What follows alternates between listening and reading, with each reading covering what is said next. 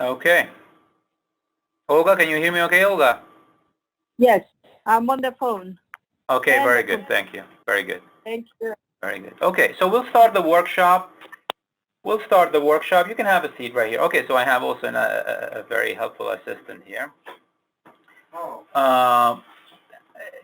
So we're doing this with some folks here as well, but essentially it's 3 o'clock. My name is Yetmir Troshani, and I'll be doing this Blackboard orientation. It's 3 o'clock. We are on March 12, 2020.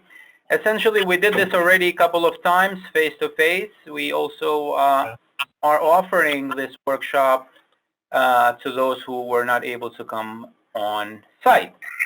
One thing that I share with you here is that for immediate support, please use the following links: services.laguardia.edu to open a Blackboard-based ticket so we can best assist you. So I'll move on to the second screen here. This is the 9 areas that I'm going to cover today. So accessing Blackboard, finding your course, so on and so forth, to adding a discussion forum. Without further ado, I'm just going to go ahead and now cover all the 9 points. So I'll open the browser. To access your Blackboard and find your courses, we suggest you start at the Faculty Staff portal from My LaGuardia, Faculty and Staff. This is where you have the option to click on Blackboard. You will land on a very important page. This is the CUNY Central Blackboard site, where they are updating it in hourly basis. Essentially, a user guide should be sent to you as well, and things that we're going to cover today exist under Faculty User Guide, next to Getting Started, Blackboard Instructor User Guide. This is what we're going to be covering today, and this user guide will be a hands-on, step-by-step process on what we are covering today. So without further ado, accessing Blackboard, finally. I'll click on Login to Blackboard. You enter your CUNY first username and password. I already have it here. I'll click Login, and I am already on Blackboard. Your courses are located, let me zoom in just a little bit here. Your courses are located under My Courses module. And I created a course called This is a Test Course. I've been using this also on face-to-face workshops that we did yesterday and today, and I'm using it for today as well on this webinar. I'm going to click on This is a Test Course, and first thing I'm going to do is I'm going to make it available, because the course as it is not available to my students. To do that, I click under Properties, under Control Panel. I then, to make it available, I'll make sure that the course, it's not available right now, but to make it available, I essentially hit yes, and then hit excuse submit. me, can you hit us? We cannot see, you can see the agenda. We can't see the Blackboard. I can't see anything. I can't see anything. Okay. Well, the good thing is that I am recording this. Let me just make sure that we are on the right page, okay? Can't see a thing. Okay, now. Okay. Sorry about that. Okay. So this is where I make it available by hitting yes, and then hit submit. The next thing here is adding a content area. I already have created this section right here. I hope you see. And I'm going to recreate it so that way you see exactly how have I done the following sections. So I'm going to start by creating a divider. And I usually do that only so I can organize my content. Create a content area. I hover over on the plus icon. I then click on content area.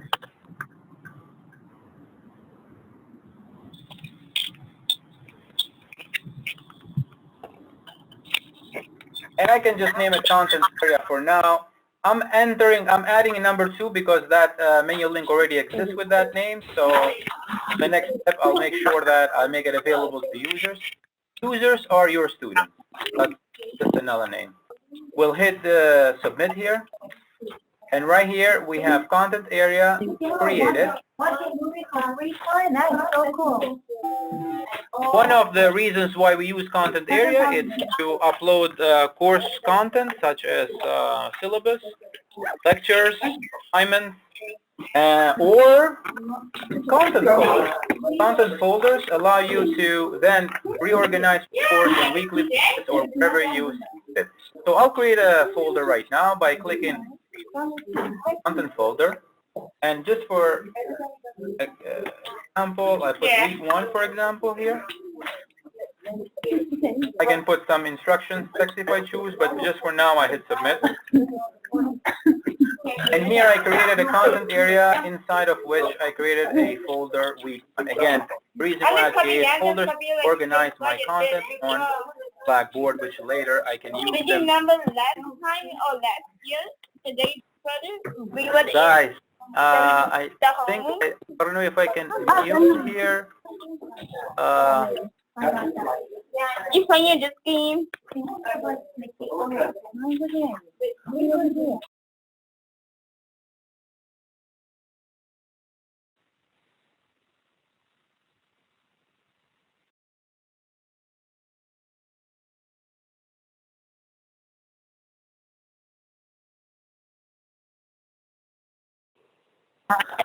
Okay, so we'll come back here. The next thing we want to cover here is adding syllabi, and I'm going to create a content area called syllabus. I'll do that as such by hovering over on the plus icon, clicking on content area, syllabus. I'll enter number 2, so I don't use the word syllabus because it's already used on my menu item here. I'll make it available to users, and I hit submit. I then bring it up top. And under syllabus now, here is pretty straightforward. I can create an item. I'll call it syllabus. And in here, I have 2 choices. I can actually type all of the syllabus inside of a text area, or simply I can browse my computer and upload it. But essentially, that's all it takes. You hit submit, and then here is your syllabus section. Moving forward, to add an announcement to your course, you essentially hover over on the plus icon once again. You then click on Tool Link, Announcements. I'll add number 2 so we don't duplicate there. I select Announcements, make it available to users, hit submit, and that will bring it up top. And essentially, announcements are important because it's a way for you to update your students. Create an announcement. You click on Create Announcement. You can just say Update here.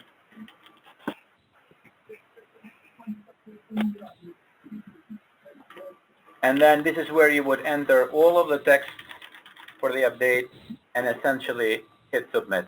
You also have the option to send this as an email. So not only this will be posted on your Blackboard, but students will get an email as well. I'll hit Submit, and then here is your update under announcement. Moving forward here, sending an email to students, you would do it as follows. You would hover over on the plus icon once again. This will be a tool link. It's a tool on Blackboard, so you need to call it. You click on Tool Link, send an email. We need to select the email tool right here. I'll make it available to the users, which are my students. I hit Submit, and then I'll bring this up. And essentially, to send an email to individual students, for example, I'll click on Send Email, scroll down, single select users. When I click that, I have the option to, let's say, send an email to Jacqueline, bring it next to the selected area, enter subject, message, and then submit. Instructors, students can also send emails to the instructor the same way. They come here, they select the instructor, so that's me. They bring it over to the selected area, enter the subject, the message, and hit submit. And the email is essentially sent. Moving forward, we want to cover also how you create an assignment. To create an assignment, you essentially need to create what we call a content area. I'll put number 2 so I don't duplicate it. Available to users. Hit submit. I'll bring this up as such.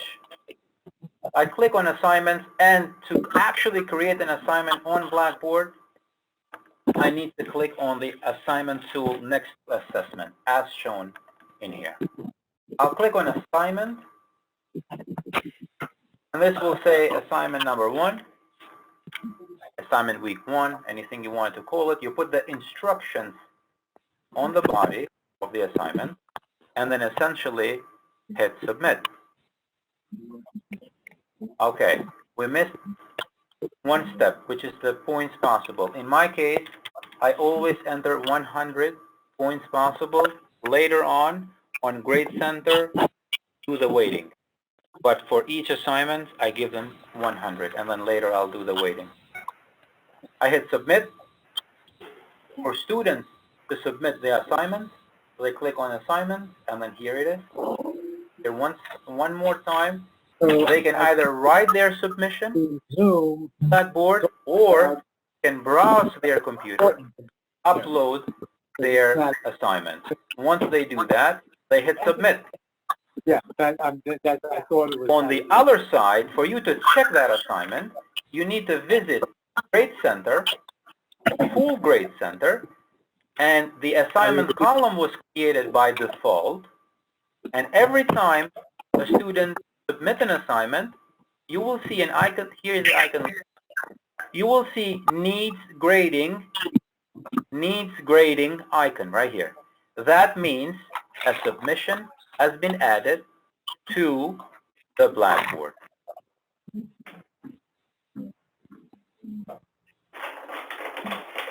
Okay. Are you guys hearing me okay? Are we okay so far? It may be a yes. Yeah. You're going a little fast. Well, Okay. it's going really fast, and I can't join the meeting still. And now I'm out of the meeting. I'm not there anymore.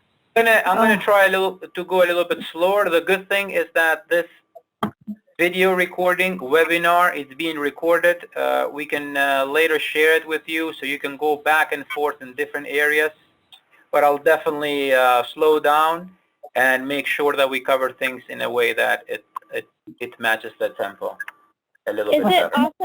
Is it possible to show how you made the course accessible again?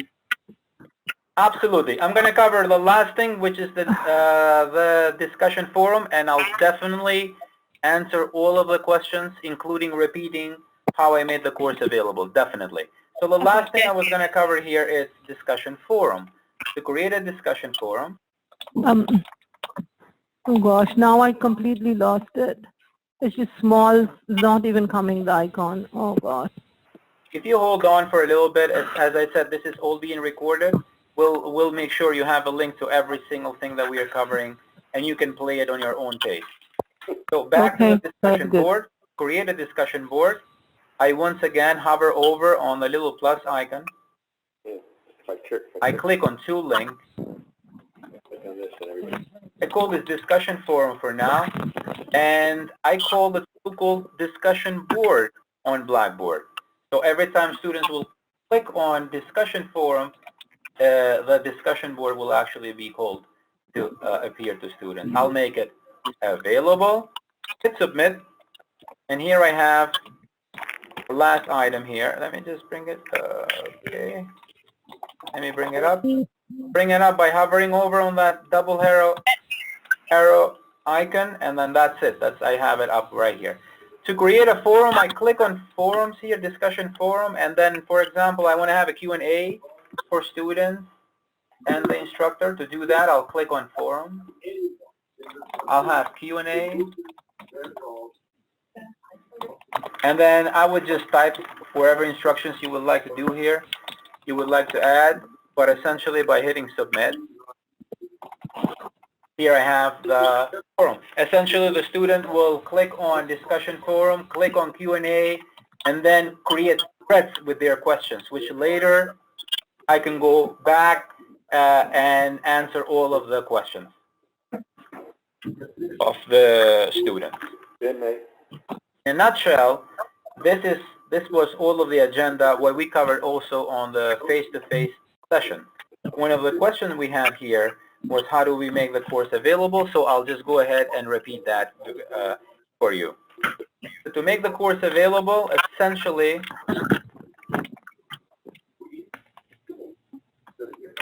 it's the property right here.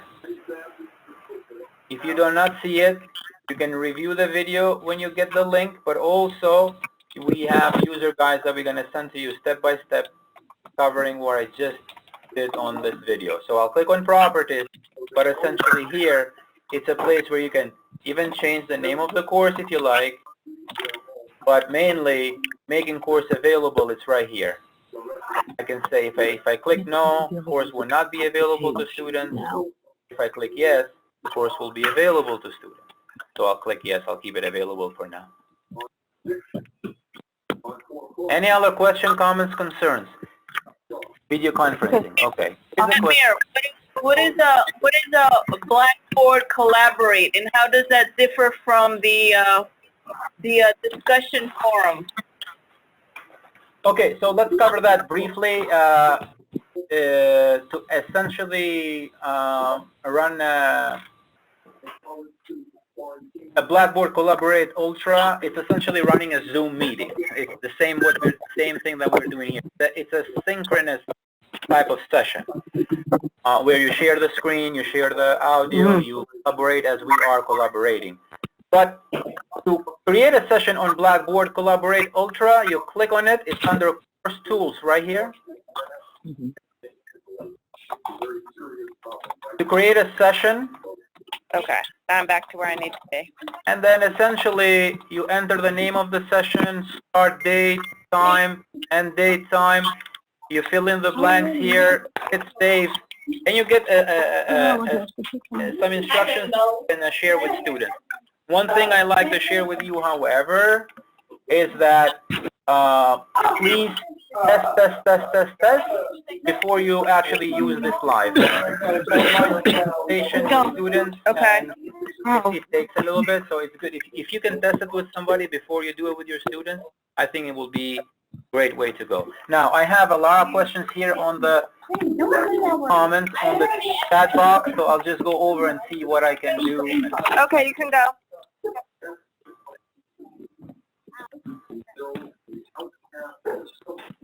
All right, thank you for giving some instructions here. I appreciate it.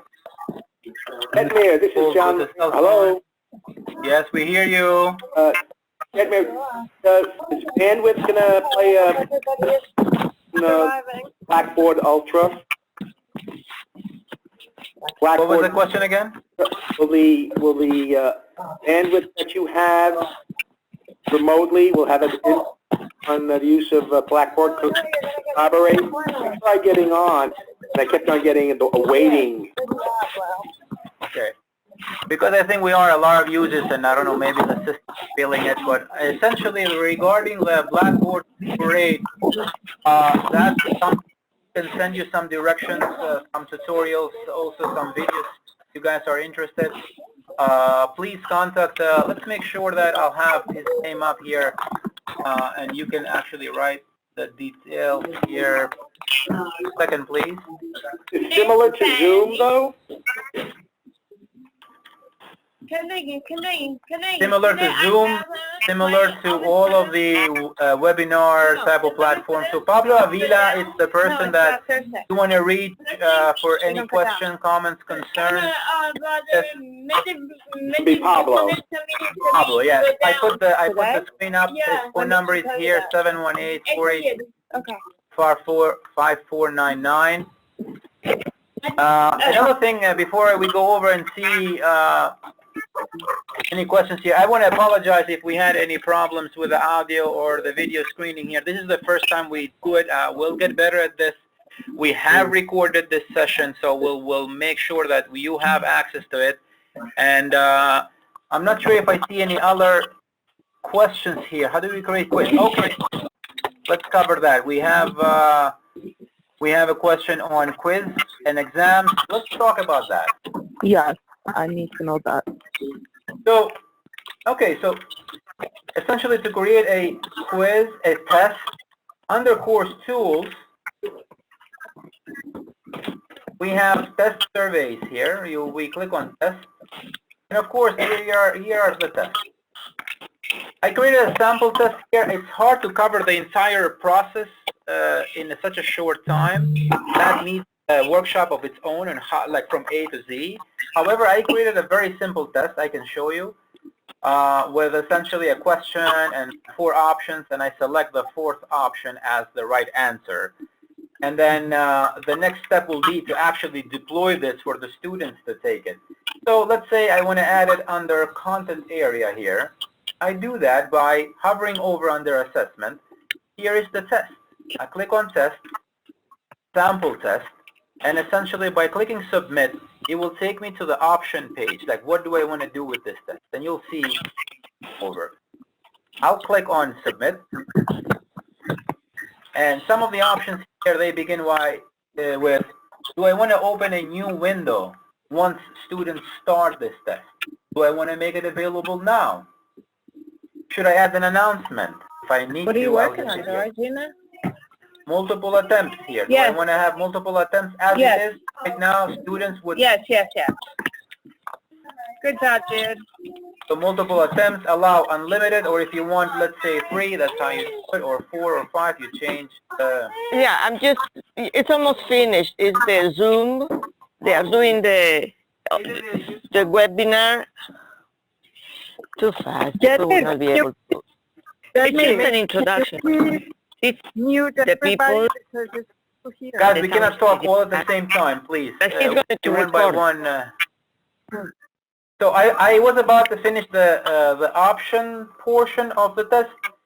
You also have the option to click on force completion. You can set a timer, 60 minutes or more, or less. It's up to you. I can help you with get some advice. This is where you essentially will The only display thing it. I cannot do yet is this. He gave 2 seconds. It was terrible.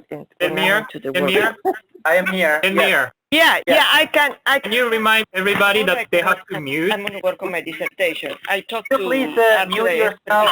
So There we is a lot of noise. have a number of people in this session. If you can mute yourself, it would be highly appreciated, because that way we can be structured with respect to asking the questions and me answering them. I would appreciate that. Thank you so very much.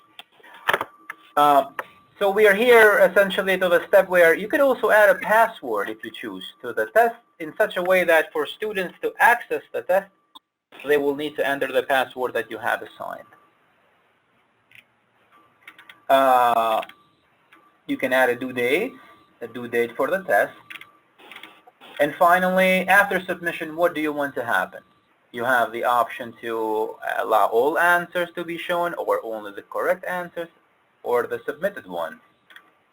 Finally, one thing that you can do here, if this test is on the class, we find it useful to check randomized questions, which means while all the students will get the same test, the question will be randomized. So if the student gets question 1, the next student will get, the first question will be question 9, for example. So that's just an option that you have there. Eventually you click submit, and the test, it's ready to go. Like I said, there are some topics such as the test, such as the collaborate, which need their own workshops to cover them from A to Z. This workshop that we did today, it's essentially covering the essentials you need to know just to get you online on Blackboard, where students are there already. Create a folder, create assignments, create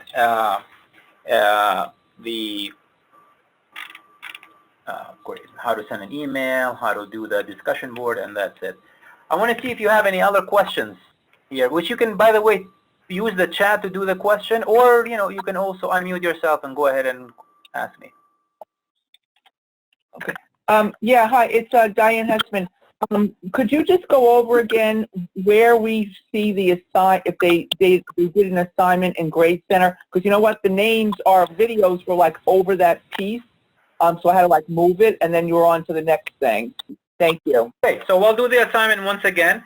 Essentially, once you create the assignment, and you do that by first creating a content area, in which under assessment you can create the assignment, as many as you need. You do that by clicking once again on the assignment, and let's say this is just a classwork.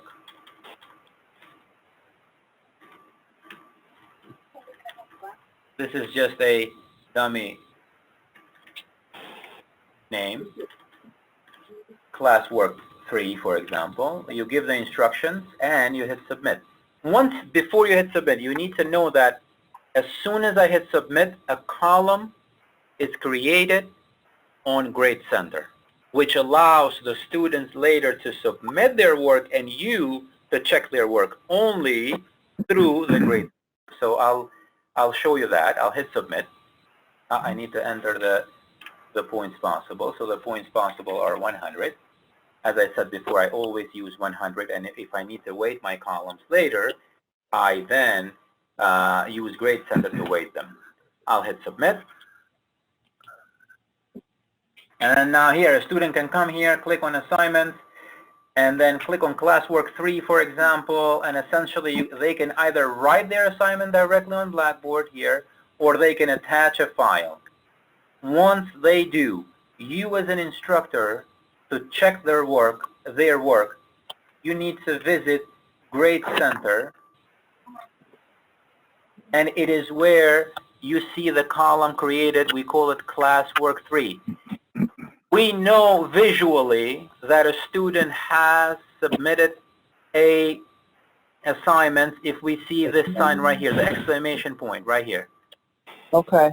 That is a visual indicator that there is a submission from a student. You would click on it and then view the assignment and grade it accordingly, for example, as such. Let's say 100 right here, and that's it. Okay. All right? Okay, thank you. Thank you. I have a question. Hello? Yes, go ahead. Yes. In regard to that, what type of file the student can upload? Any file? PDF, Word, Google, anything? Yes to all. Yes. Video. Okay. Okay, thank you. Very welcome. I have a question as well. Hello? Go ahead, please. Hello? Yes. Yes. I am wondering, is there any function to check how often each student logged in, how long they stayed? One thing that I use is this column called last access, which helps me when the student was logged in last time. Now, how long they stayed, that's something that we may need to put it on the parking lot as a question and get back to you. I'm not sure how we get that report. Okay, okay, I'm sorry, go ahead.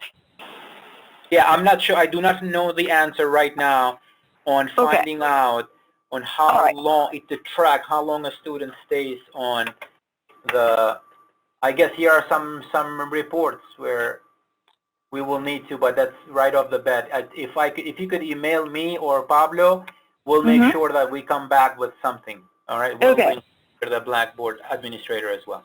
All right. So for now, it looks like other than the last login day, there's no way to track in a given week how often times students come visit. Right. I cannot give you the answer to that question. Okay. Now, I need to include Blackboard admin and perhaps other people to find out and give you the right answer. That doesn't mean that it doesn't exist. It means that I don't know the answer. Sure. Okay. Thanks. Jetmir, I have a question. Yes. Hello? Yeah, hi. Yes, I'm here. Yes, go ahead. Yes, as my first time using Blackboard and teaching a freshman seminar class, this might not be for this particular session, but how would you be able just to quickly show me how you would add like the grade center, like to put students in and put in the assignment, and as to how that layout is, because I've never used that before. Grade Center, it's yet another section on Blackboard which definitely needs at least 3 levels of workshops.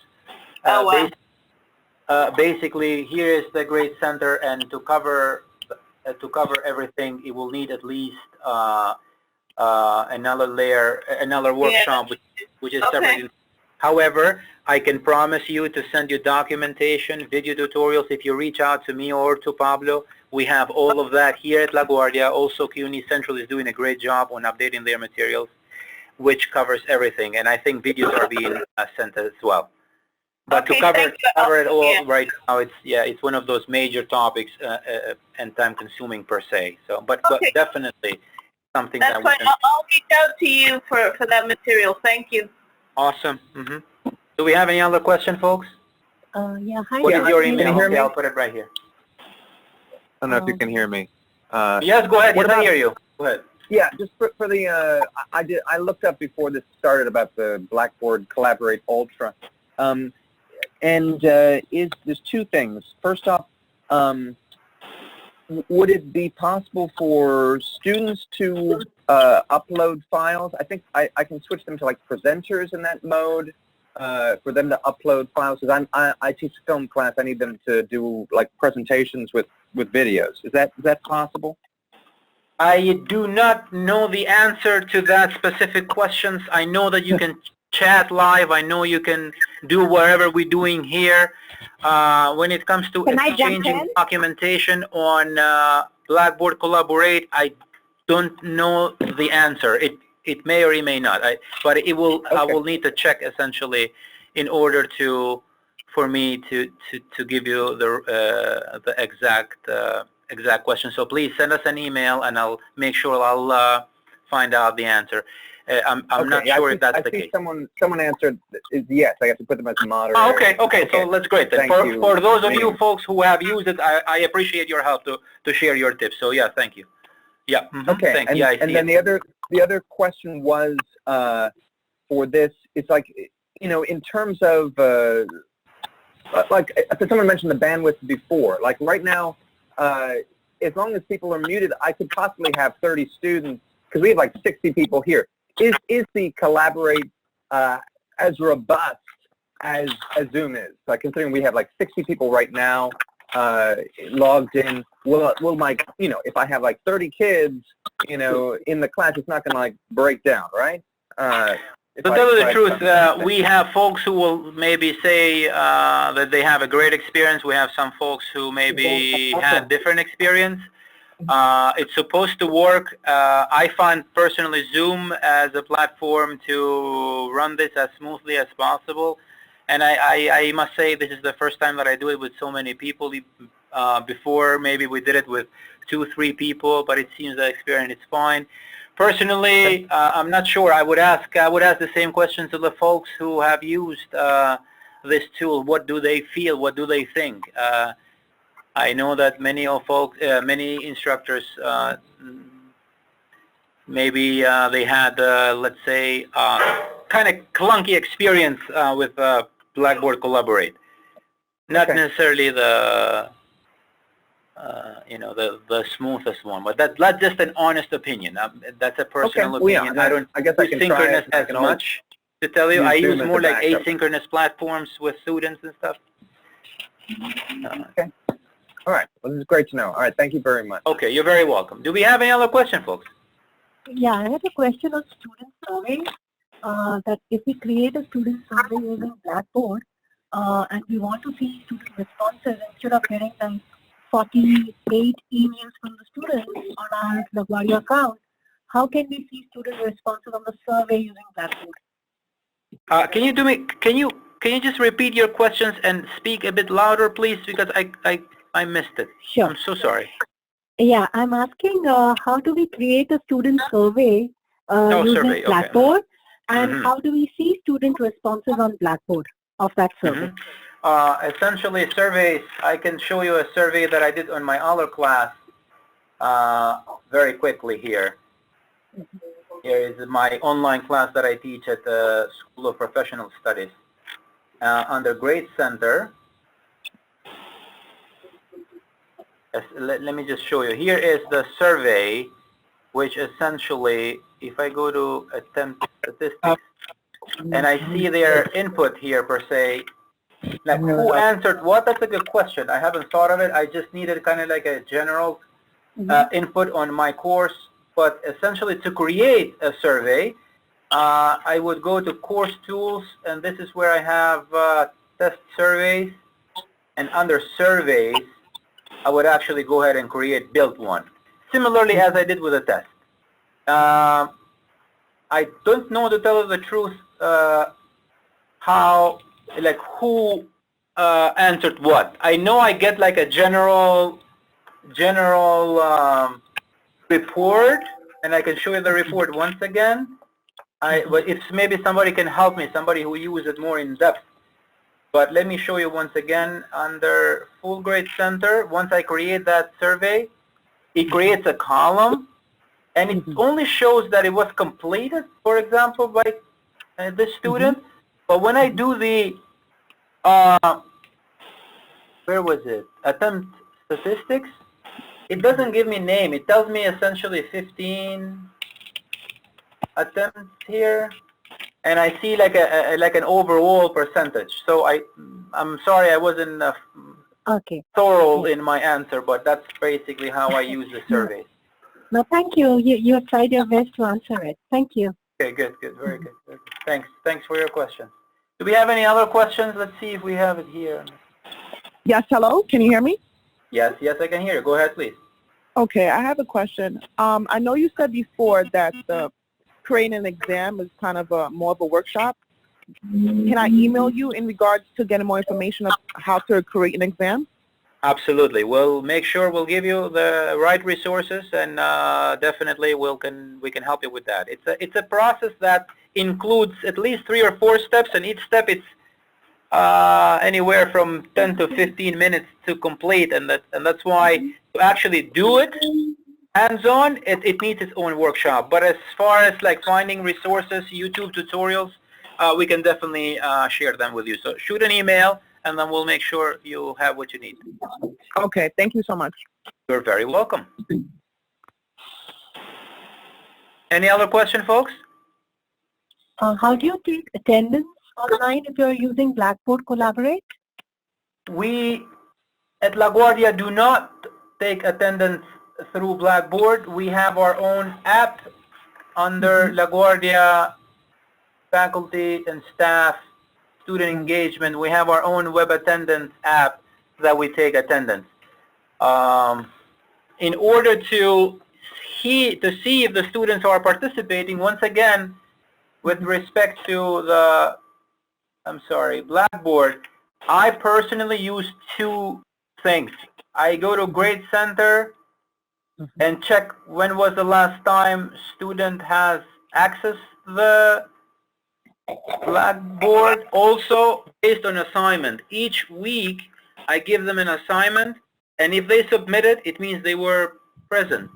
So that's how I use it. But I'm sure other faculty members can share their ideas or ways that they do it. Okay. Thank you. You are very welcome. Do we have any other questions, folks? Hi there. My name is Sarah. Thanks very much for hosting this. It's been very helpful. I'm very curious about how you grade homework. Oh, okay. I'll share with you then an online class that I teach here, and then that hopefully helps. So everything I do, basically, I connect it with Grade Center. So mainly I do assignments and discussion boards. So all of them, I connect them to Blackboard. So every time there is a submission, I essentially go check the submission and then grade them accordingly. Essentially, what I'm talking about is the following.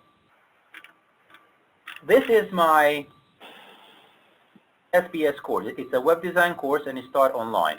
If I go to the Grade Center here, Full Grade Center, all of these columns are connected through discussion boards and assignments. I then here, for example, let me just share with you. I am Hi, on week, Rashida. on week 2nd. You see this, for example, needs grading? Yeah, I'm Mhm. Yes, go ahead, please. So to complete what I was saying is that this is the needs grading icon, which means a student has submitted the assignments. I go and check the assignments, grade it, and give them feedback directly from here. And that's how the grading works, at least in my class. I welcome, again, all of the other faculty members to give their ideas. There are different ways of skinning the cat, as they say. But this is how I do it.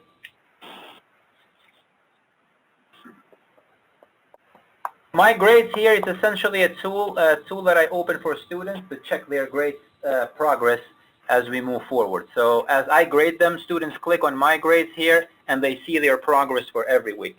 So that's how I also have them check what I've done with respect to the grading and feedback.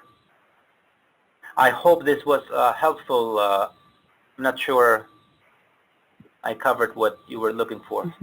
Yeah, it was very helpful. But as far as the feedback goes, do you assess each point individually and give corrections? Two different ways I deal with that. I use rubrics and feedback. For example, in here, I will go to grade activity, and then, all right, this needs to open a little bit. It's becoming a little bit small because it's not, okay. So here it is. I have a rubric, which is covered in 3 sections. We have the completeness of the assignments, we have the clarity of the assignments, and then are they using references? So I check those 3 things, and then I leave a thorough feedback for each student. That completes my grading format, per se, using the rubrics and feedback for each student. Does that make sense? Yeah, thank you. Appreciate it. Oh, you're very welcome. Very, very welcome. Do we have any other question, folks?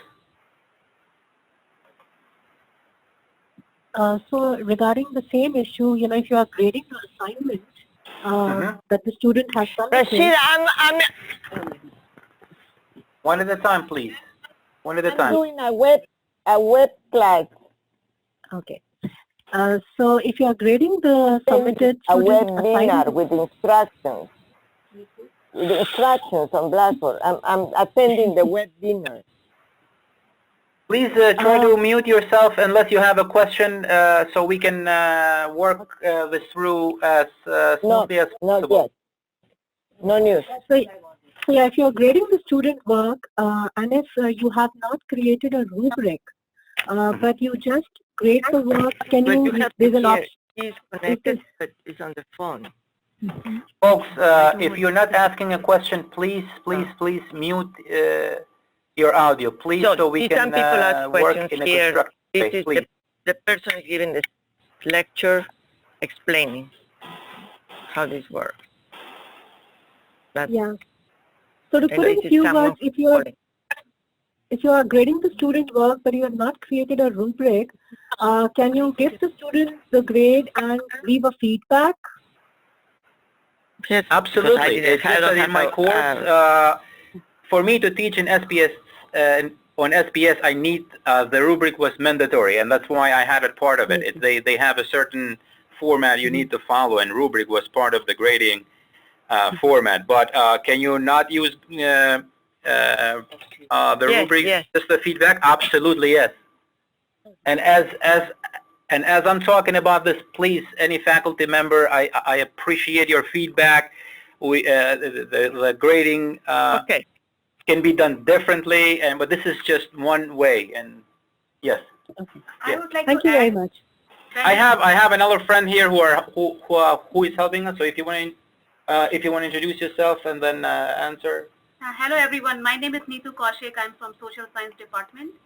So to answer your question, if the assignment that you want to grade is in a PDF file or Word file, And then when you want to grade it, there are tools that you can use where you can mark if the student, has written something, that is incorrect. You can circle that and leave a note. So that is for those assignments that are like essay questions or short answer type of questions. So those are the tools that you can use. So that will be like a written assignment. So absolutely, you can leave feedback because that is essentially important for the papers. So you can go through that and you can circle whatever is wrong, and then you can make a note. So those things can be done there. Thank you. I'll email you guys privately, to ask specifics about this. All right, we'll definitely engage other folks to help you if need be, but definitely we can be starting point. Pablo, I think shared his email as well. We can start with us and then lead to the right location.